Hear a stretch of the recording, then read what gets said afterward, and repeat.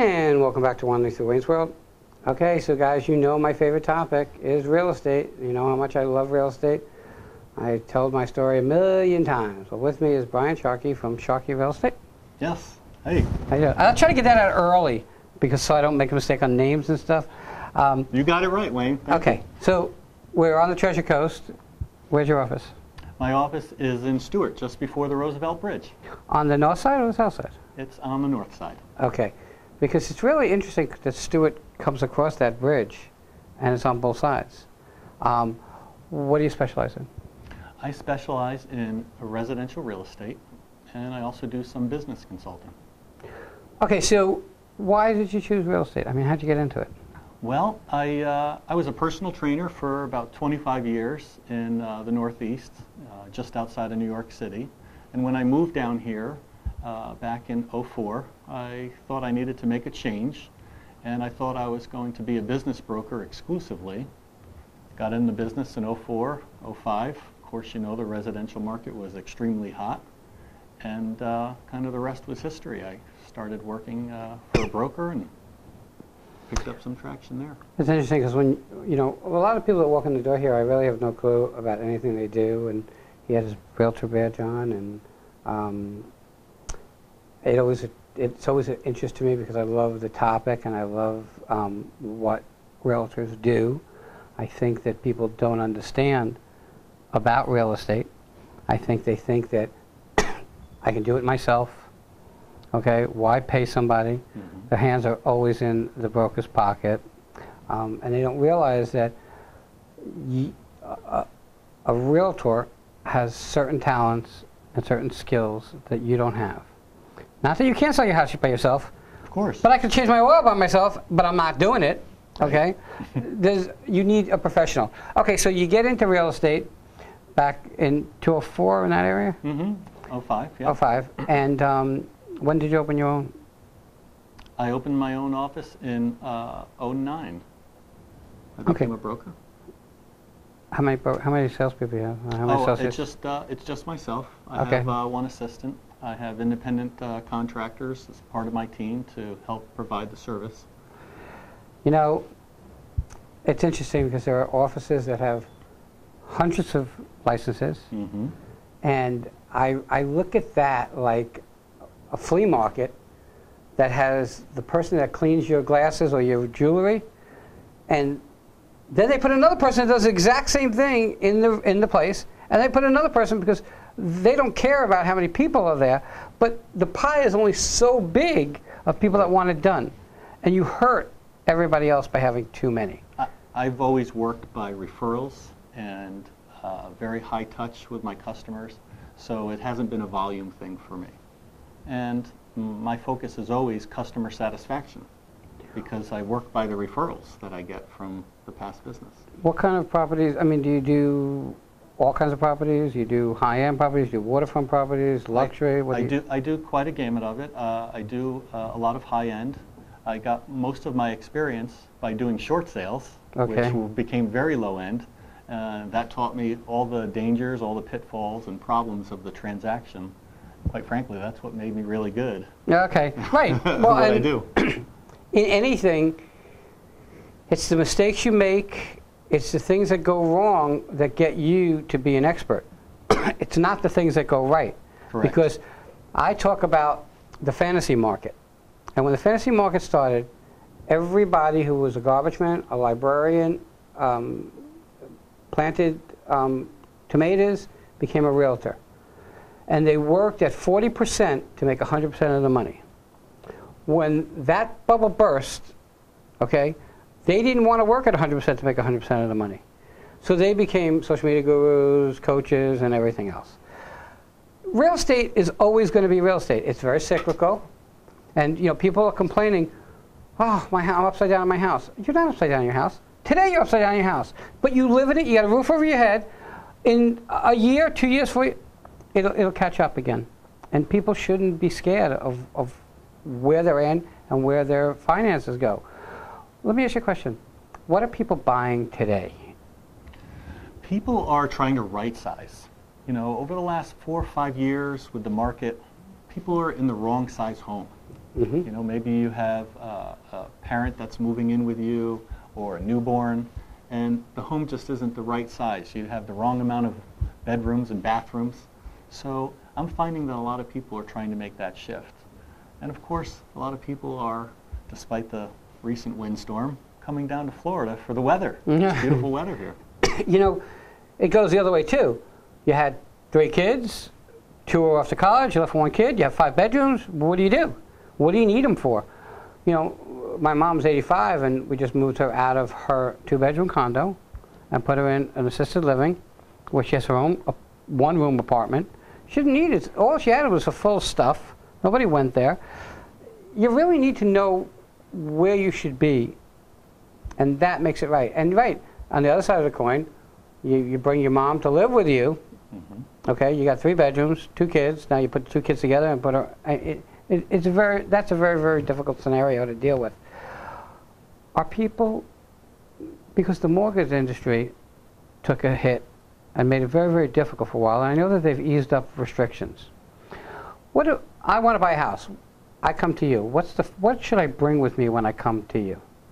Well, when you come to me, and oftentimes you'll come to me before you have been pre-approved or pre-qualified by a mortgage broker, and we're going to discuss and talk about all the action plans. And of course, I'm going to direct you to a mortgage professional, because once they have pre-approved you, that gives me the marching orders to go out and help you negotiate as if you're a cash buyer. Because at the end of the day, the seller wants the cash at the closing table. Without a doubt. And we want to convince them, well, this buyer, when we get to the closing table, will get cash to you. Well, do you find more people than ever are buying with cash? We've seen more cash buyers, probably more international cash buyers. Right. But you know, the mortgage tool has been a great way for people to really prosper. I mean, where else can you go and put 20% into an investment and get 100% of the value use from it right away? I mean, I totally get it. I know that we've had a lot of people here, realtors have come through that have seen buyers from Dubai, mm-hmm. cash, buyers from, we have hubs of list viewers in Dubai, Germany, Turkey, Brazil, UK, Israel, and most of those buyers are coming with cash, and Canada, of course. Canada is probably a very big market out here. I see a lot of Canadians. We do see a lot of Canadians coming down, come right down 95. And they don't come to live here permanently. I think they come as snowbirds. Just for the winter, snowbirds with the big RVs and the car towed behind. But are they buying real estate? They're also buying real estate, sure. They're buying luxury condos, second homes. You know, they want to have a place that when they get here that they can feel comfortable with, and sure. Okay. Who's your biggest buyer today? I mean, is it 18 to 25, 25 to 35, 35 to 45? I think the millennial market now, the 30-year-olds, they're really starting to kind of get off the sidelines now and starting to purchase their first homes, which is... I know that we went through a period of time where it was like 2 families living in one house, okay? Is that fading away? Is real estate getting more reasonable and easier to obtain? Yes, that goes back to what I meant by right sizing, and that's exactly it. All right, so I come to you, I talk about what I want. Okay, I need a 3-bedroom, 2-bath. Okay, of course I know people, and I'm going to say to you, well, I don't want to spend more than $200,000, but we don't even know if I can afford $200,000, and you're going to now send me to a professional who's going to really let me know and let you know where you should market, where you should look in the market for me. Correct. The number one thing I would recommend every buyer that is entering the market is find a local lender where you're purchasing to help you with that qualification, because that local letter is what's going to help the sellers and the listing agents to have the confidence that you're going to be able to close on time. Well, you said something interesting. So if you're buying in Stewart, you really should be using a mortgage company, a realtor, inspector, an appraiser, if you're using all those things, from Stewart. it would make more sense. They're going to know the area, they're going to know the product, the construction, some of the history, much better than if you hired someone from outside of the area. And I'm not saying that you necessarily would have to use that mortgage lender, but at least if they have pre-qualified you and taken a look at your finances, you know, if I'm the listing broker, then I can walk into that mortgage broker's office and say, hey, I have a question. Whereas if they're from California, I might not be able to get an answer. No, I did real estate in Jersey, we were talking before, and it was very, very different than here. In Jersey, you had an attorney do your contracts, and here you don't have that. Correct. Do you think that that's something, a benefit that we should have here? Well, as a real estate professional, and I've been doing this now 12 years, every 2 years the Florida Bar Association and the Florida Association of Realtors meet, and they negotiate and they discuss the problems with the forms that they ask the realtors to fill out. Now, I can't give legal advice, but I'm very comfortable and confident with filling out the forms boilerplate and understanding what those boilerplates mean. Now, there are some special exceptions when you have to hire an attorney and get specific language put into an agreement for whatever reason, but I would say 90% of the time, most real estate professionals in the state are very comfortable with handling that, so you can hand that to a title company or a real estate attorney to close the deal after it's done. All right, we're getting to have a time. I wanted to ask you one more question, and when you get old like me, you know, like sometimes those questions just fade out of my mind. It's really so different. In Florida, in New Jersey, okay, your fiduciary responsibility is to the seller. In Florida, there are selling agents and buyer agents and buyer-seller agents.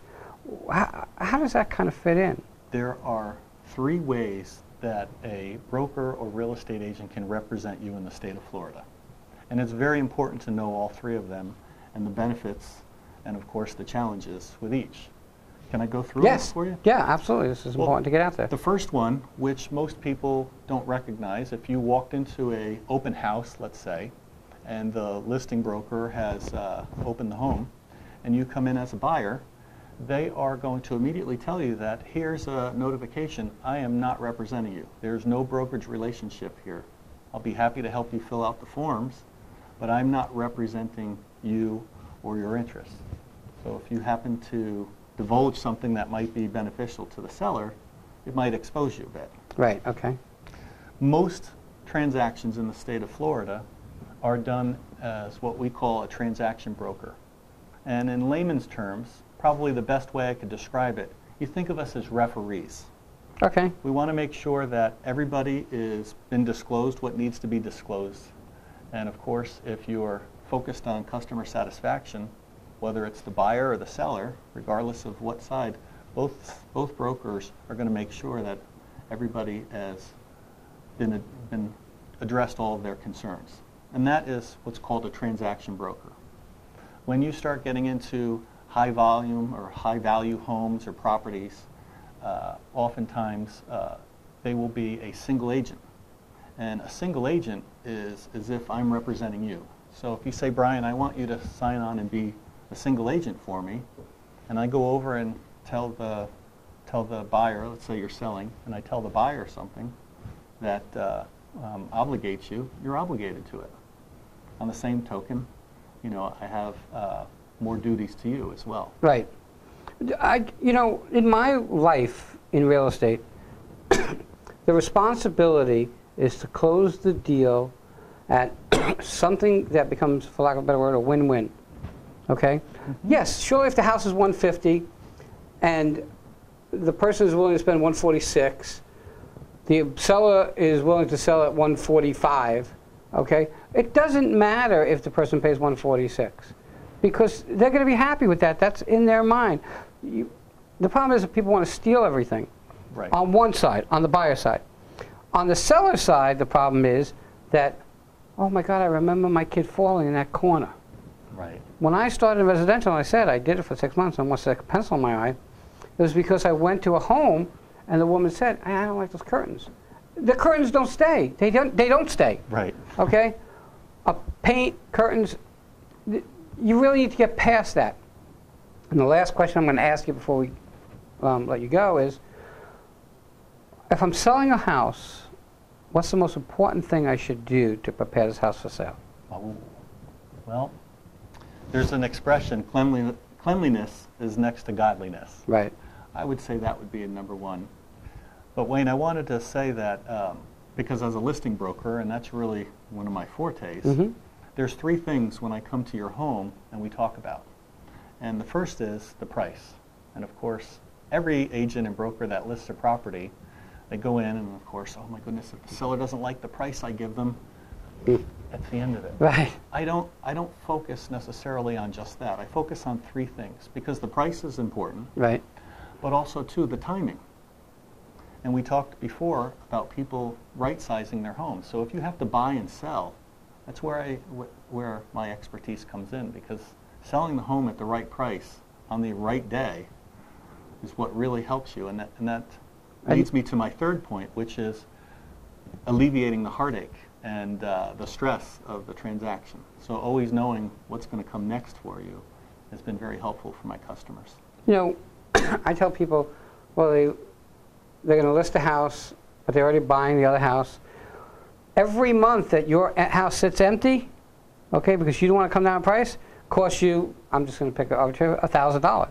Sure. So if it stays empty for 3 months, it's $3,000 off the $150 price that you didn't want to come off, and you carried it.